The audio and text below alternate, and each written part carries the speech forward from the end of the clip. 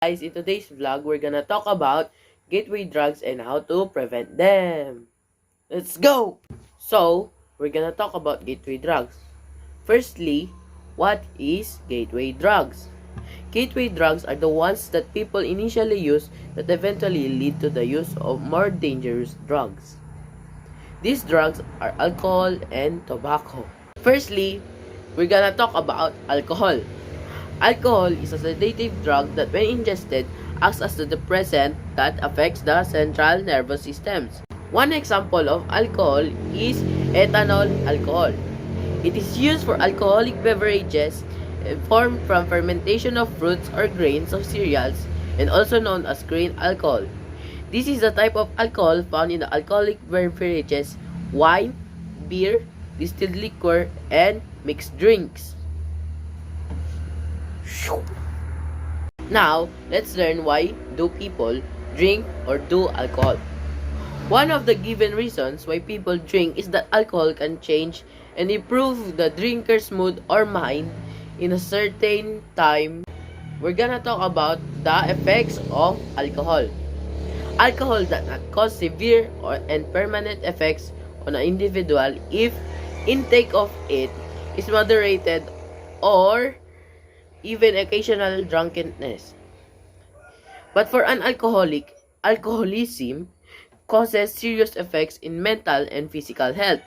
This includes orientation of being a family and community member. Do you know that alcoholism is a disease in which there is dependence on alcohol? Its characteristics are inability to control drinking, preoccupation with alcohol, continued use of alcohol despite adverse consequences, distorted thinking, most notably denial.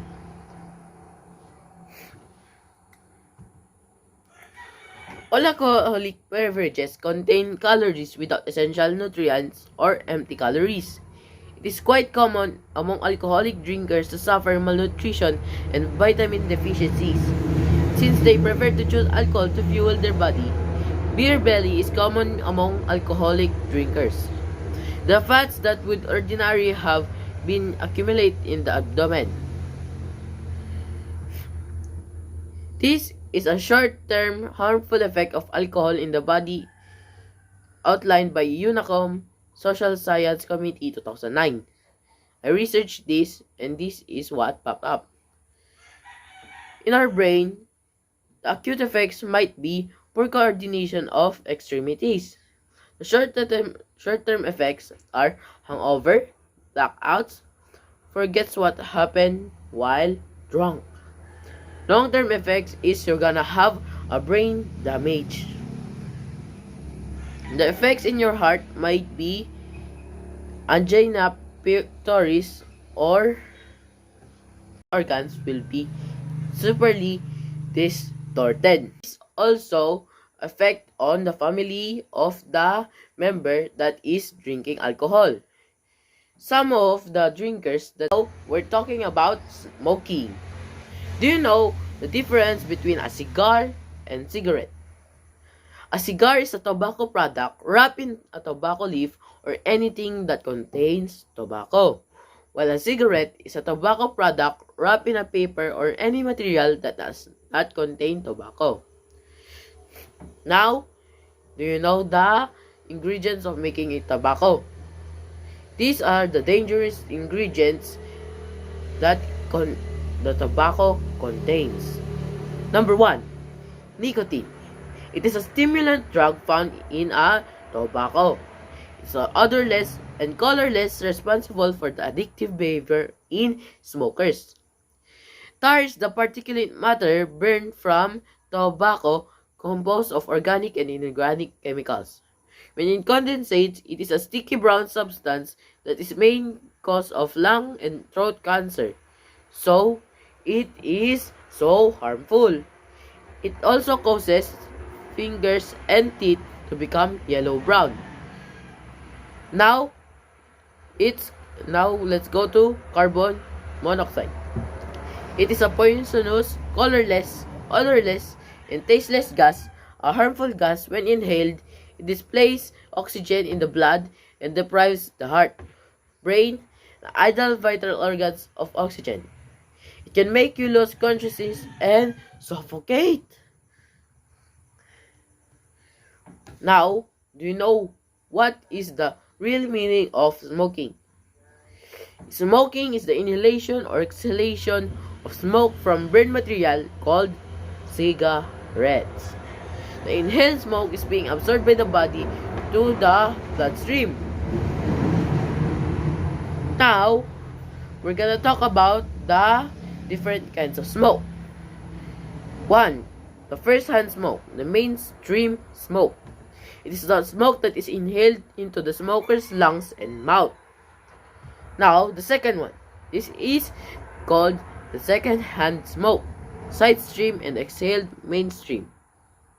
It is the smoke that comes out of the lighted cigarette and inhaled by the second person other than the smoker. It poses a harm to the health of others when inhaled. It is the most hazardous form of the indoor air pollution, and it is also known for environmental tobacco smoke, ETS. There are two forms of smoke that comes from burning tobacco. These are the third-hand smoke, also known as residual tobacco smoke, or RTS. This is being absorbed and settles with dust on objects such as sofas, pillowcases, bed sheets, and other objects. This residual smoke still contains harmful substances. Now, we're gonna talk about the effects of smoking in each body part. In the hair, you will gain hair loss, so your hair will gonna fall out. Eyes, twice as likely as to get cataract, will be greatly damaged, so you will gain hearing loss. Your teeth will have tooth decay, plaque, and tooth loss. In your lungs, you can also have lung cancer, or also chronic bronchitis. In your bones, you can gain osteoporosis. In the heart, you can have cardiovascular diseases, hypertension, clogged coronary arteries, and heart attack. So, these are the main effects of smoking in each body part. Now, we're gonna discuss the short-term and long-term effects. The short-term effects are shortness of breath, foul-smelling clothes, stains teeth and bad breath, ruined taste buds, headaches and dizziness, increase your heart rate and blood pressure, less blood and oxygen flow in the muscle, causes dry yellow skin and wrinkles, coughing, and smell sticks to your skin. The long-term effects are lung, mouth, throat, kidney, and stomach cancers, coronary heart disease, emphysema, and chronic diseases. And also, your lifespan will be shortened a lot. So, we're gonna talk about how to prevent yourself from using gateway drugs. Now, you need to be assertive. We need to have an honest expression of our thoughts and feelings without experiencing anxiety or threatening others. You should be yourself. As a person, you have assertable rights. You should make your own decisions and to be treated respect and to refuse others' requests. So, if someone comes up to you and willingly to give you some of the gateway drugs, you should not take it or refuse the request. If they bully you in not fun, like you are not a boy or a man if you don't smoke, do not consider the peer pressure. The peer pressure will only worsen the lifespan and your future. This is the OFNR scripts, or the observation, feel, and need request. Number 1, you need to state your observation.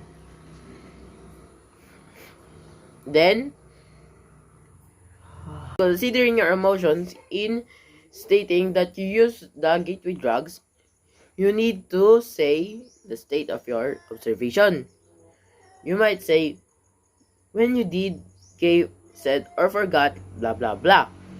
Then, tell the person how it made you feel without blaming. You're gonna say, I was angry, disappointed, upset, sad, and any negative or any reasons at all. Express your need. In that situation, I need to blah blah blah. And state your request. So, you need to say, so please, etc., etc., etc. Now, in your decision making, you can use the decide model. For D, determine the problem. For E, explore the alternatives. In C, consider the consequences.